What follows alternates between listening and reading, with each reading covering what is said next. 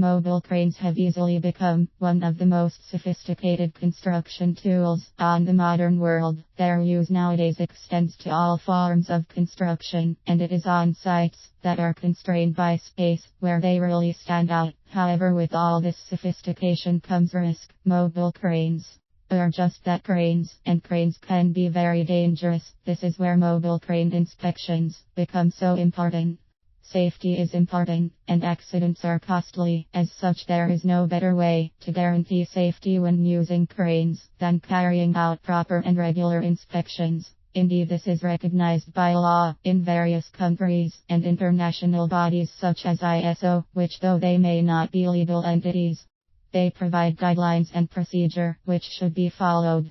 Good practices are the most important. They maintain safety during day-to-day operations, and following them will help in maintaining safety and efficiency in the operation of mobile cranes. But in the end, inspection has to be carried out, and when it comes to inspection, more has to be done. We will thus look at some elementary inspection guidelines and safe procedure.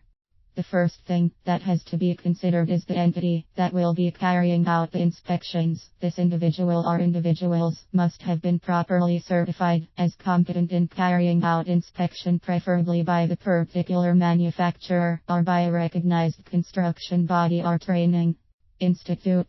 Basically, you shouldn't allow just anyone to carry out the inspection. Sometimes due to time constraints it may be difficult, as well as expensive, to squeeze in some inspection time into the busy schedule of mobile cranes, and as such site managers may be reluctant to release them for inspection. This can be avoided by having a well thought out schedule that doesn't put the strain on people's time. This will keep everybody happy, and everyone, including the inspector, will do their job better.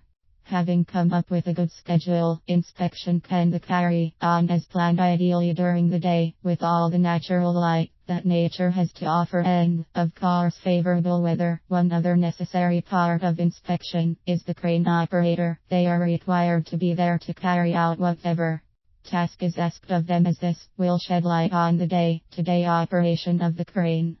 There is the case of hired cranes, which is common practice for all sorts of construction. In such a situation, inspection of the crane is delegated to the owner of the crane, but it is the immediate responsibility of the user of the crane to carry out all inspection necessary for their own good. It is just a matter of common sense. There also arises the issue of what the inspection should cover, what tests should be done. Doing all the tests is of course recommended, but it is important the type of work that the crane mostly specializes in, and you get an idea on what tests should be focused on. Of course, in order to know this, it is important for everybody that should be involved to know and carry out their responsibilities as required.